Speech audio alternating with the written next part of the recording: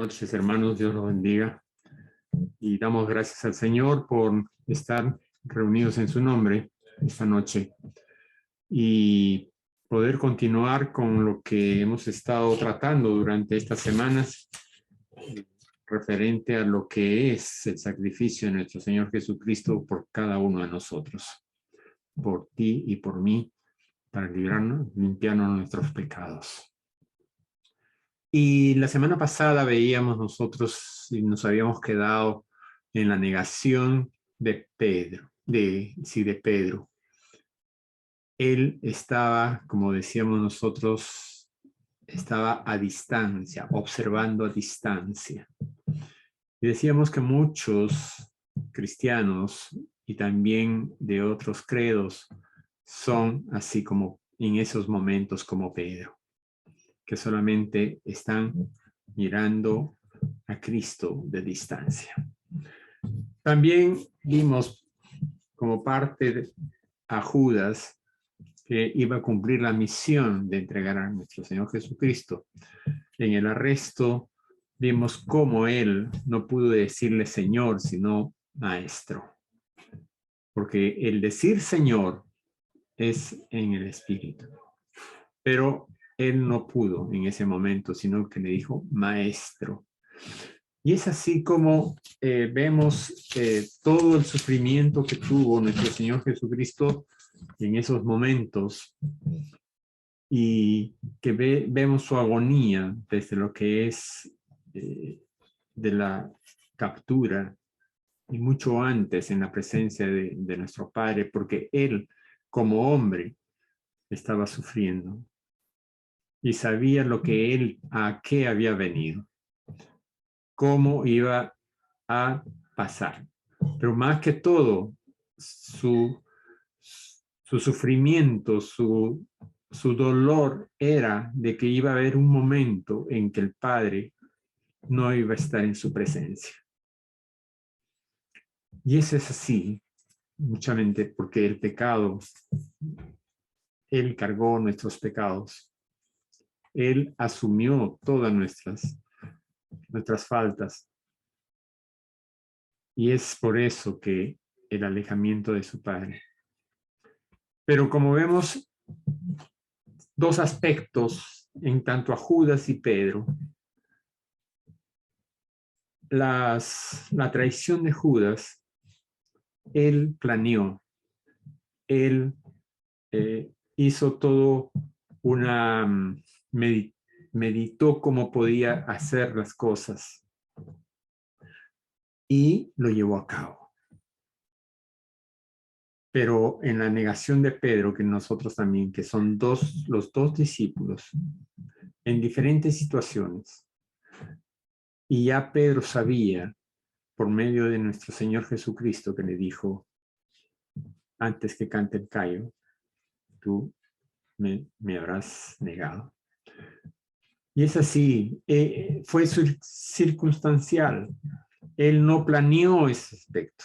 Y de repente ni siquiera se acordó de ese aspecto, sino de que fue a ver a su maestro de lejos, con el temor de ser capturado. Y que cuando termina de cantar el gallo, él se acuerda, pero nos fijamos nosotros en la palabra que dice que Cristo lo miró. Imagínense ustedes esa mirada tan profunda que Pedro se retiró y comenzó a llorar amargamente. Porque se acordó lo que Cristo le había manifestado en la cena. ¿Cuántas veces nosotros queremos evadir la mirada de nuestro Señor por haber cometido una falta? Y tenemos vergüenza. ¿Cuánto más aquel hombre que decía momentos antes que él podría dar su vida para defenderlo? ¿Cuánto más cuando le dijo también, no soy digno que me laves en la cena? Y después cuando le dijo, bueno, no tendrás parte conmigo, entonces dijo, lávame todo. Pero es así como es que nosotros Si meditamos cada situación que fue pasando nuestro Señor Jesucristo con sus discípulos y también en el contexto de lo que se iba cumpliendo todo lo escrito en la palabra. Vemos y meditamos, pero lo más importante es decir, ¿y yo qué estoy haciendo? ¿Qué hice para ganarme el perdón de nuestro Señor? Y la gran diferencia entre un hijo de Dios y otro que no lo es que un hijo de Dios no peca por lo que le agrade, sino por una debilidad. Y esto cuando a Pedro lo engañó, cuando Pedro lo negó, él nos enseñó y nos dio la oportunidad de aprender que no podemos confiar en nuestras propias fuerzas, en nuestra propia sabiduría, en nuestra propia prudencia, sino confiar plenamente en el Padre y en su Hijo amado Cristo. Confiar plenamente en todo momento, en todas circunstancias. Sabemos que es duro muchas veces y nos ponemos una gran interrogante. ¿Por qué yo? ¿Por qué a mí, Señor? Pero no preguntamos, Señor, ¿qué quieres de mí? ¿Qué puedo hacer en estas circunstancias? Sé que tú estás a mi diestra. Sé que tú estás delante de mí. Y sé que estoy cubierto por ti. Porque tú me dijiste que no voy a resbalar. Y tú me prometiste ponerme sobre la roca inconmovible, que es Cristo, tu Hijo. Y continuando con la lectura, vamos a basarnos en el libro de Mateo, y estamos en el capítulo 27, 1, 2, que nos dice, venida la mañana, todos los principales, sus sacerdotes, sus sacerdotes y los ancianos del pueblo entraron en consejo contra Jesús para entregarle a muerte. Pero ya ellos antes, en la madrugada, ya habían estado reunidos, pero la ley no les permitía hacer un juicio, sino tendría que ser a las primeras horas de la mañana. Por eso es que nuevamente se reúnen y cumplen con la ley. Vemos la hipocresía de estos miembros del Sanedrín. Y vamos a ver muchas cosas que ellos quieren cumplir a rajatabla. Ser religiosos, fundamentalmente. Entonces ellos dicen que nuevamente se reunieron y entregaron, dice, muerte, y lo llevaron atado y le entregaron a Poncio Pilato. Pero ¿qué sucede, hermanos, aquí cuando se hace ese juicio inicial y lo declaran a muerte? Manifiestan los historiadores que cuando se dictamina esta muerte a Cristo, los 72 miembros del Sanedrín lo golpearon y le escupieron a Cristo. 72 golpes recibió en la cara. Por eso es que la palabra también nos dice que será desfigurado. Haber recibido 72 golpes en la cara, ya tendría muchos hematomas. Luego, dice que lo llevan donde Pilato.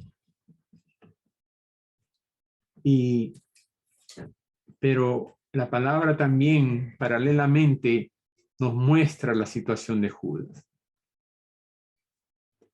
Y nos dice en el versículo 3, entonces Judas, el que le había entregado, viendo que era condenado, devolvió arrepentido las 30 piezas de plata a los principales sacerdotes y a los ancianos. Pero la traducción de lo que dice arrepentido no es que él tenía ese sentimiento y buscaba el perdón, sino de que dice preocupado. O sea, se podría leer, dice, y volvió preocupado las 30 monedas.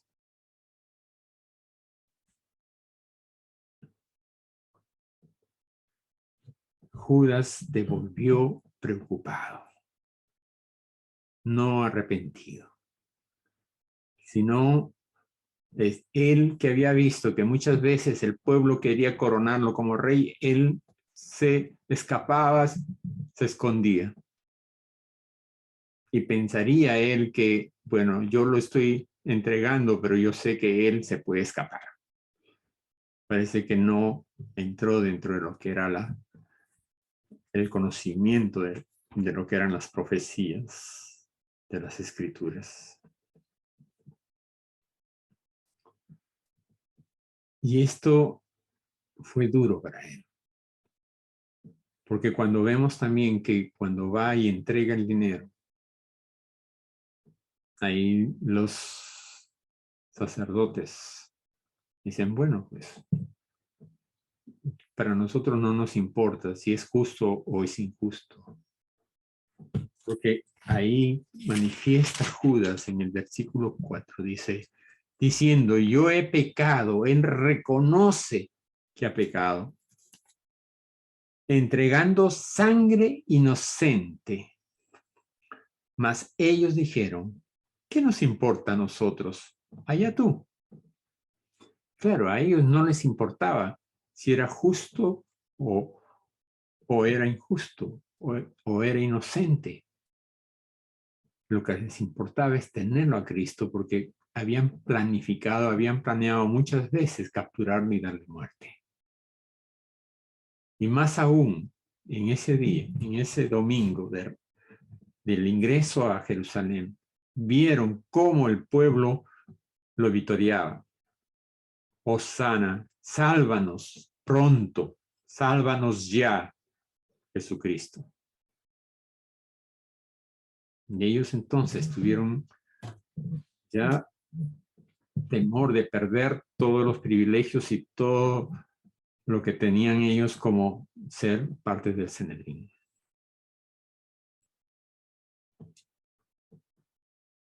Y dice, y arrojando las piezas de plata en el templo, salió y fue y se ahorcó. Los principales sacerdotes, tomando las piezas de plata, dijeron, no es lícito echarlas en el tesoro de las ofrendas porque es precio de sangre. Como digo, otra cosa de estos religiosos. Ah, mira, esa plata está manchada de sangre, por tanto, eso no puede ir allá. Pero lo que estaban haciendo ellos sí era bueno. Es increíble. Y muchas veces eso es lo que sucede. Cuando antes de conocer a Cristo éramos muy religiosos. Queríamos cumplir las cosas, pero pasaba el momento y ya nos olvidamos de lo que habían mandado, nos habían mandado a hacer. Pero acá ellos querían cumplir exactamente la ley, pero también eran integrantes, eran vanidosos, eran personas que se veían preocupados por su jerarquía, por su poder, y tenían mucha envidia en el corazón. Pero dice, y después de consultar, compraron con ellas el campo del alfarero para sepultura de los extranjeros, por lo cual aquel campo se llama hasta el día de hoy campo de sangre. Así se cumplió lo dicho por el profeta Jeremías, cuando dijo, y tomaron las 30 piezas de plata, precio del apreciado según el precio puesto por los hijos de Israel, y les dieron para el campo del alfarero como ordenó el Señor. Vemos cómo las escrituras eran tan exactas, tan detalladas, y se cumplieron fielmente. Y cuando vemos esto en el libro de Jeremías, pero se lee fundamentalmente en el libro de Ezequías. Y es así como nosotros tenemos que revisar la palabra y buscarlas. Y ver cómo es que todo esto se cumple plenamente.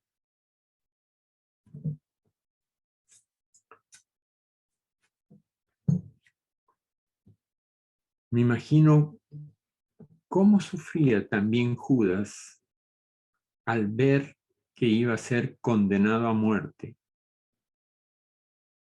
aquel que era su maestro.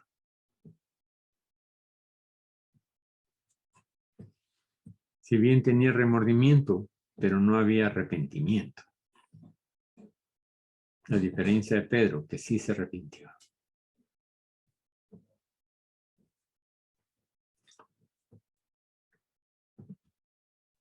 Como dijo, ese arrepentimiento que dice la palabra es preocupación, preocupado y lamentándose por lo que iba a suceder. Había un remordimiento porque dice, yo he pecado. Entregué sangre inocente.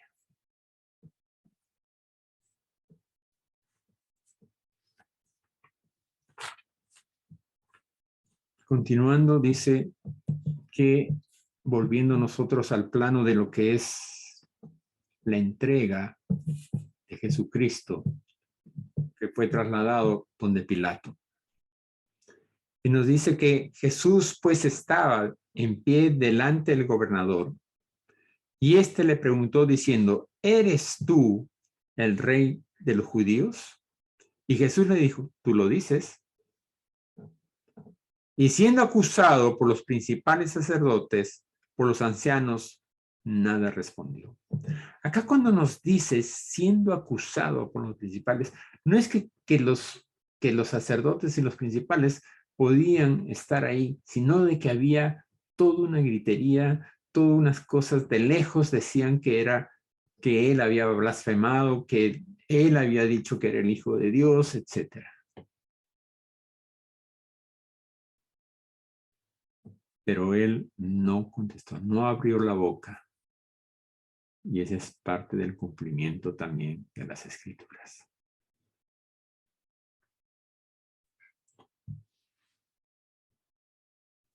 Nada respondió. Pilato entonces le dijo, ¿no oyes cuántas cosas testifican contra ti?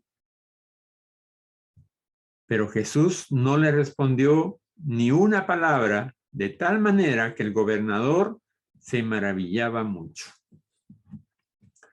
La palabra maravillaba es estar sorprendido.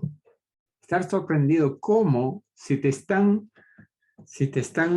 denunciando, hay testigos que estaban ahí dando su testimonio, si bien eran testigos falsos, pero que estaban dando testimonio de lo que había dicho y lo que había hecho Jesús. Y eso decía, pero ¿cómo puede ser que este hombre, a mi parecer, no ha cumplido, no tiene ninguna falta, sino de que le están, por envidia, están acusándolo? Y él no dice nada. Es que justamente todo estaba cumpliéndose. Jesús es sentenciado a muerte. Y en estos interrogatorios que Pilato le hace a Jesús, vemos que él no quería entregarlo a muerte. Porque él sabía de que todo esto era por envidia, por celos, por las cosas que había hecho Jesús.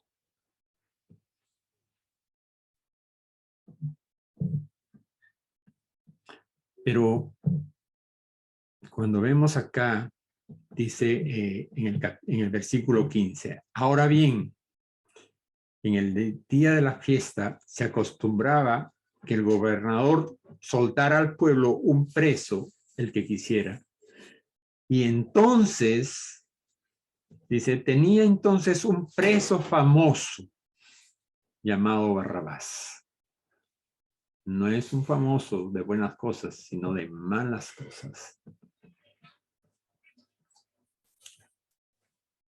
Reunidos pues ellos le dijeron a Pilato. Ellos le dijo Pilato, ¿a quién queréis que os suelte? ¿A Barrabás o a Jesús llamado el Cristo? Porque sabía que por envidia y celo le habían entregado. Y vemos cómo en Marcos 15 complementamos nosotros este aspecto de todo lo que sucedía en ese momento.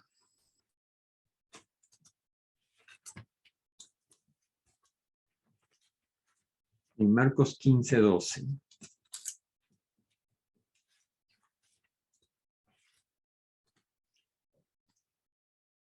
Respondiendo Pilatos dijo otra vez, ¿qué pues queréis que haga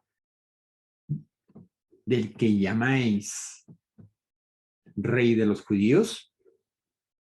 Y volvieron a dar voces, crucifícale. Pilato les dice pues, ¿qué mal ha hecho? Pero ellos gritaban aún más, crucifícale, crucifícale. Y Pilato, queriendo satisfacer al pueblo, le soltó a Barrabás y entregó a Jesús después de azotarlo para que fuese crucificado. Nos maravillamos y nos extrañamos cómo es que el pueblo, después de haberlo victoriado, volvió. Pero también la palabra nos dice que habían dado parte de este episodio contradictorio.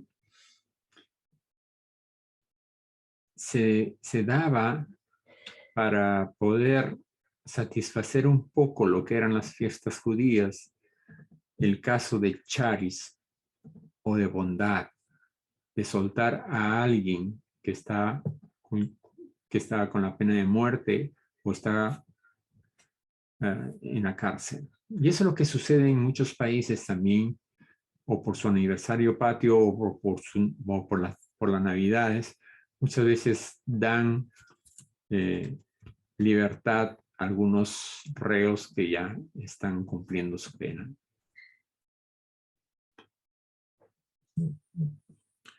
Para Lucas, Barrabás está considerado como un homicida. Para Juan, está considerado como un ladrón. Para Marcos, está considerado como un sedicioso, un revoltoso, y que había asesinado.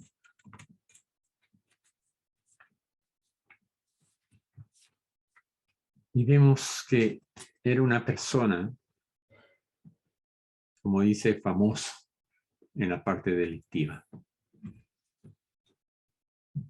Y el pueblo,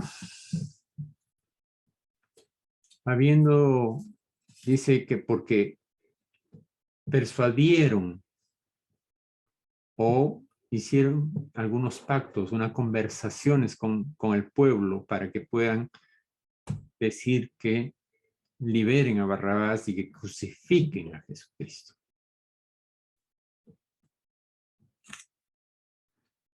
Y es así como es que el pueblo comienza a decir crucifícanos, crucifícanos. Nuestro Señor Jesucristo, desde la última cena que tuvo con cena pascual que estuvo con sus discípulos, ya no probó bocado, no tomó líquidos. Había pasado toda la noche en desvelo, no había dormido. Aparte de tener que soportar el abandono de sus discípulos.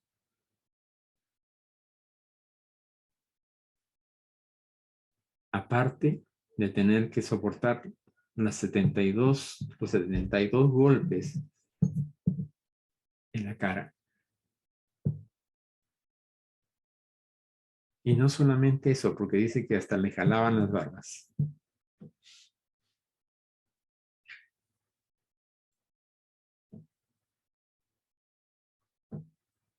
Muchas personas tienen la experiencia de depilarse y duele. Imagínense que le arranquen varios vellos de la barba. Primero que se inflama y segundo el dolor. Aparte del golpe que le daban. Aparte del escupitazo que le soltaban estos miembros del Sanedrín.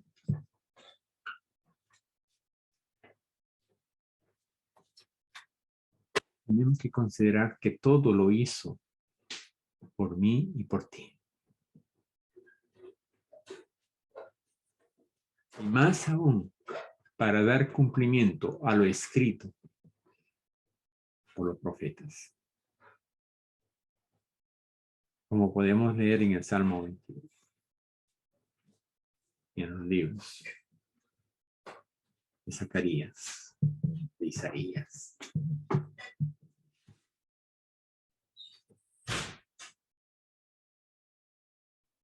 Es un tiempo, hermanos, de reflexión. Es un tiempo de ponernos a meditar sobre ese gran dolor. Cada puñetazo que haber recibido en la cara.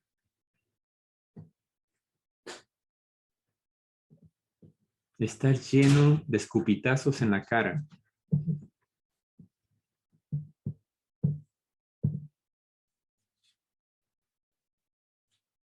Y muchas veces no apreciamos todo esta primera parte. Luego viene la flagelación.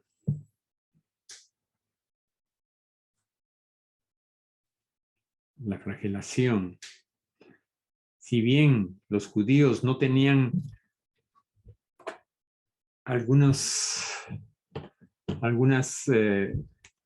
forma de poder denunciar y poder castigarlo o condenarlo a muerte, prefirieron entregarlo a Pilatos para que él dé la orden de crucifixión. Por tanto, la flagelación no fue como se hacen los judíos, 40 menos 1, sino que fueron muchos más.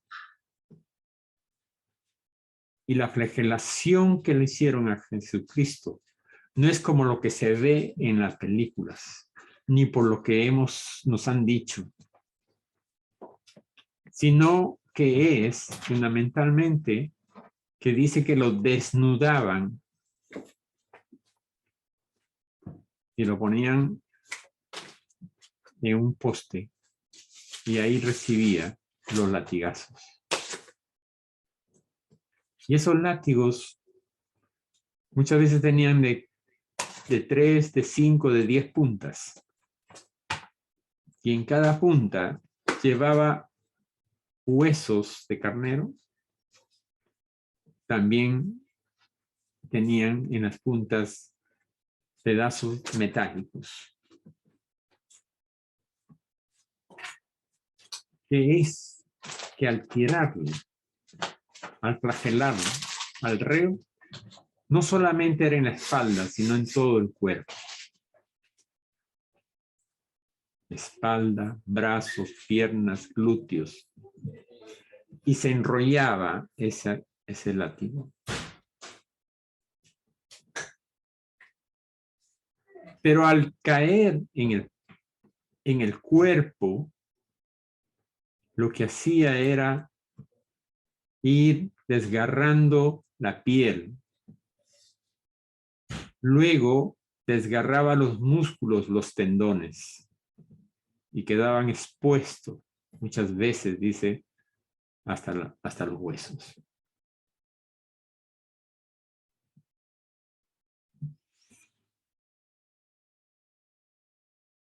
Y en la flagelación que se daba, cada latigazo que recibían, ahí mismo comenzaba a drenar sangre y también el suero ese que muchas veces vemos nosotros. ¿Cuántos flagelazos podríamos soportar nosotros por nuestras faltas? Por decir cosas, hay veces, por injuriar, por ofender, por robar, por infidelidad, por tener vicios ocultos y aparentar ser un cristiano. Nadie me ve. Nadie sabe mis cosas ocultas. El único que lo sabe es Dios y el Espíritu Santo.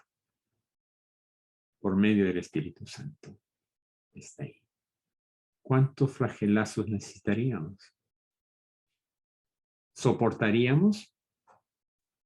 Y siguiendo con la palabra, vemos que manifiesta que justamente cuando estaban en todo este debate, la palabra nos dice que en el versículo 19, Pilato, sentado en el tribunal, dice, su mujer le mandó decir, no tengas nada que ver con ese justo, porque hoy he padecido mucho en sueños por causa de él. Dios se reveló a una persona no creyente y le dio a conocer que ese juicio es injusto. Pero por eso dice la palabra que Pilatos quiso congraciarse con el pueblo en ese momento. ¿Y qué hizo? Pidió una vasija de agua, ¿no? Dice, y estando él sentado, bueno, en el 20, pero los principales sacerdotes y los ancianos persuadieron a la multitud que pidiesen a Barrabás y que Jesús fuese muerto. Y respondiendo el gobernador les dijo, ¿a cuál de los dos queréis que os suelte? Y ellos dijeron, a Barrabás, a Barrabás. Pilato les dijo, ¿qué pues haré de Jesús llamado el Cristo? Todos le dijeron que sea crucificado. Y el gobernador les dijo, pues, ¿qué mal ha hecho? Pero ellos gritaban aún más diciendo, sea crucificado. Viendo Pilato que nada adelantaba, sino que se hacía más alboroto, tomó agua y se lavó las manos delante del pueblo, diciendo, inocente soy yo de la sangre de este justo, allá vosotros. Y respondiendo todo el pueblo le dijo, su sangre sea sobre nosotros y sobre nuestros hijos. Vemos cómo Pilatos tenía conocimiento de algunos rituales que hacían los judíos. Y esto lo podemos ver en en Deuteronomios, donde manifiestan de que usaban ese procedimiento para decir: yo no soy culpable de la sangre de este animal. Y se lavaban las manos. Deuteronomios 21:6. Dice: y todos los ancianos de la ciudad más cercana al lugar donde fuera hallado el muerto lavarán sus manos sobre la becerra cuya cerviz fue quebrada en el valle.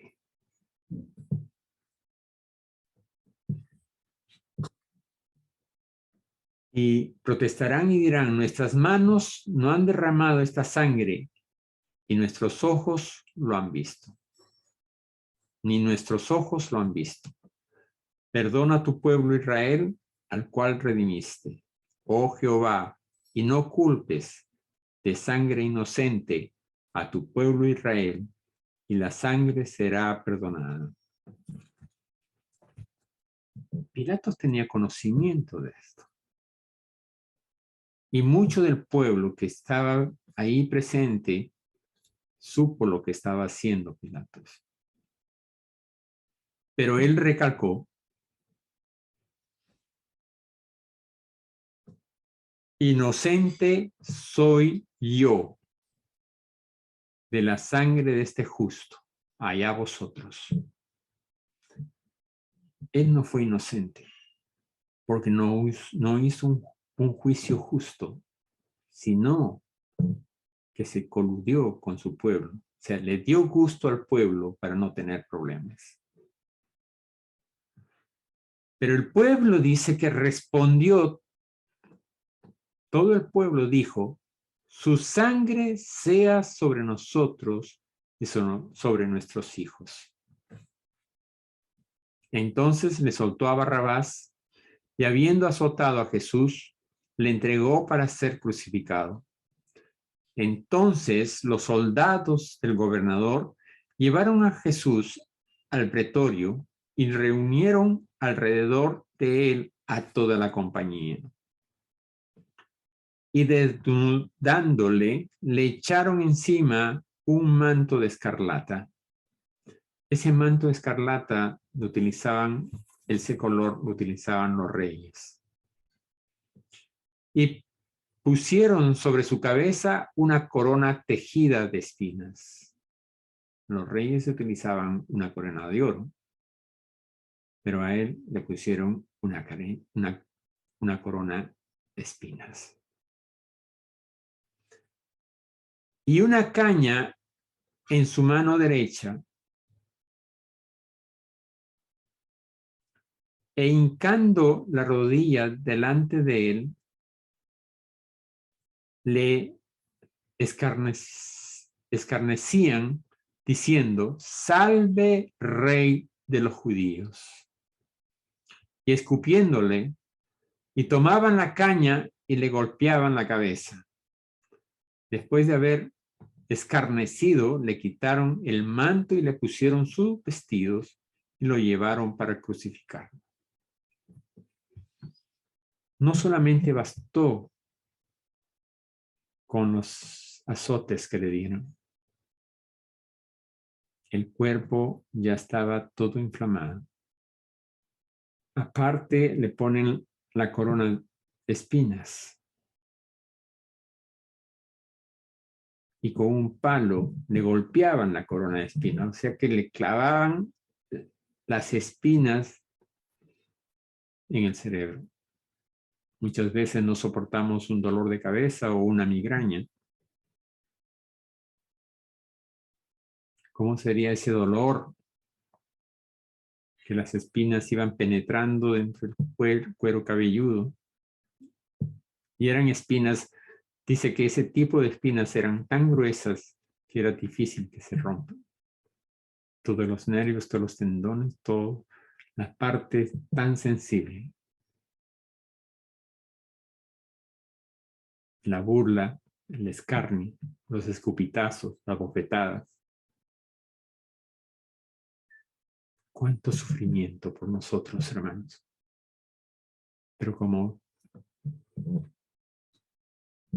muchas veces como hombre no lo hubiera soportado, pero teniendo las fuerzas para poder cumplir la meta.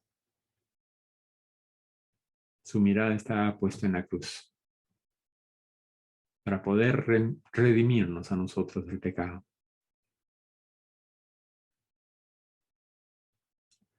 Y qué triste que el pueblo comience a decir esa parte que hasta el día de hoy su pueblo está sufriendo las consecuencias de lo que dijeron en ese momento. Que ellos y sus hijos sufrían esa consecuencia. Y vemos cómo es la historia de ese pueblo. Su sangre sea sobre nosotros y sobre nuestros hijos. No sabían lo que decían. Y podemos ver 400 años de esclavos en Egipto. Luego vienen, cuando están en la tierra prometida, los asirios. No los pudieron exterminar, pero murieron muchos. Se utilizó a Nabucodonosor y se los llevó a Babilonia. El año 70, el general Tito destruyó el templo.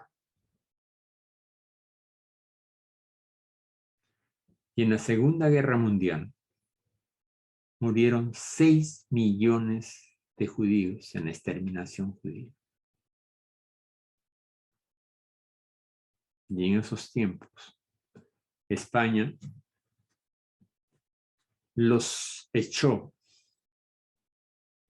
y los maldijo. Y vemos cómo son los conflictos constantes a su pueblo. Pero pese a todo, es el pueblo del Señor y el Señor los guarda. No han podido aniquilar, a desaparecer a los judíos.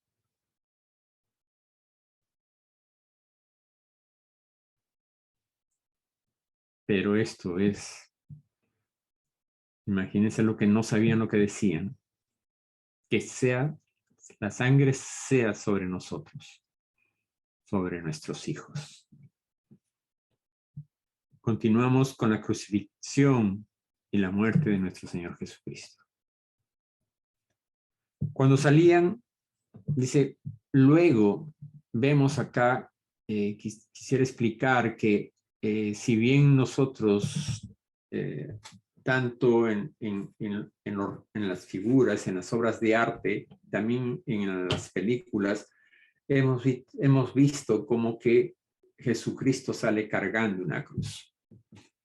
Y muchas veces es representado tan igual, excepto algunas que hemos visto que solamente llevaba el patibulón, que era la madera transversal, porque el poste vertical estaba en el lugar. Y se manifiesta que ese patibulón más o menos pesaba entre 30 a 60 kilos. Pongámoslo nosotros un promedio de 45 kilos que pesaba de acuerdo al tipo de madera que tenía y al tamaño. Eso era lo único que se llevaban en los hombros. Pero una persona, en este caso Cristo, que había estado toda la noche en vela, no había comido, no había tomado agua, había sido golpeado, había sido triturado con la flagelación y más que todo ese dolor de los insultos, del desprecio del pueblo, de los escupitazos, y que le pongan un peso todavía para llevar el patibulón. Por eso que dice acá la palabra, cuando salían hallaron a un hombre de Cirene que se llamaba Simón. A este obligaron a que llevase la cruz. Es que hay escenas, y también los historiadores manifiestan de que estaba tan afligido y tan agotado que ya esos 50 kilos no podía soportar. Aparte todas las heridas que tenía en el cuerpo, en los hombros. Y se cayó. Se destrozaron. Imagínense en esos pisos que no tenían de piedra. Una caída con el peso, más todas las heridas que tenían, caerse con las rodillas, desgarrarse más las rodillas. Ayudó a llevar, pero luego también, otra vez al final, tuvo que llevar el patibulón Jesucristo. Y cuando llegaron a un lugar llamado Gólgota, que significa lugar de las calaveras, le dieron a beber vinagre mezclado con hiel, pero después de haberlo probado, no quiso beberlo. Esta mezcla, hermanos, que dice vinagre mezclado con hiel, esa hiel era hierbas que servían como anestesia. Lo mezclaban con el vinagre. Y cuando a veces uno toma algún jugo de verduras, uno padece en tomarlas, ¿no? Ahora imagínense de qué hierbas serían tan amargas, o hierbas, pues así no sean tan amargas, pero también mezcladas con vinagre, tomarlas. Pero más que todo eso, no es que no lo quiso tomar porque eran amargas, sino porque sabía las consecuencias que iba a tener eso, de que iba a ser una anestesia para no sentir el dolor. Pero dice que la palabra dijo, cargó con nuestros pecados, con nuestros dolores. Y lo hizo por ti y por mí.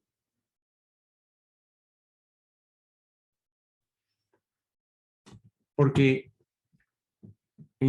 más adelante en la lectura también nos dice que después le dieron a beber el vinagre, que sí lo tomó. El vinagre era el vino de los pobres. Ese vino ya cuarteado, y eso lo tomaban los pobres. Eso sí lo tomó. Pero el vinagre mezclado con hiel no lo tomó porque él sabía que eso le iba a anestesiar. Y él quería llevar los dolores de cada uno de nosotros. Y se cumple la palabra cuando dice, cuando lo hubieron crucificado, repartieron entre sí sus vestidos, echando suerte para que se cumpliese lo dicho por el profeta. Partieron entre sí mis vestidos y sobre mi ropa echaron suerte. Y sentados le guardaban ahí. Quisiera explicar un poco lo que es la crucifixión. También, por la palabra, sabemos cuando su discípulo, el incrédulo, le dijo, ven, pon tus dedos en mis llagas. Y se muestra la palma de la mano horadada o perforada, pero en sí no es así, no fue así, sino que les clavaban en la muñeca para que pueda soportar el peso, porque si hubieran puesto en la palma de la mano el peso muerto que ya tenían en cuanto a la parte muscular, se hubiera desgarrado y se hubiera caído el cuerpo. Entonces los romanos, para evitar eso y para mantener al reo en esa pena de muerte, que muchas veces duraban 2 o 3 días ahí colgados, entonces les perforaban en la muñeca y en sí, en esos tiempos se consideraban la mano hasta la muñeca. Por eso dice, ven y ven mis manos. Entonces, si se lo perforaban en la muñeca, había un buen soporte entre el cúbito y el radio que estaban ahí. Podía soportar el peso del cuerpo. Y en ese lugar tenemos que hay un nervio que posiblemente fue también cortado. Y ese es el nervio medio. En una oportunidad vi a una persona que se había cortado un tendón de la mano. El tendón hubiera sido como un jeve, se le subió a la parte alta. Si fueron trozados los tendones, imagínense ustedes que ya no había forma de cómo también tener mayor respuesta a las fuerzas. Sangrante, con problemas de haber cortado algunos nervios, algunos tendones, y vemos que de igual manera pasó con lo que eran las piernas. Y vemos que esto fue muy, muy doloroso. Primeramente, no había capacidad de respiración, que para respirar tenía que impulsarse en los pies. Y la muerte de nuestro Señor Jesucristo fue dándose.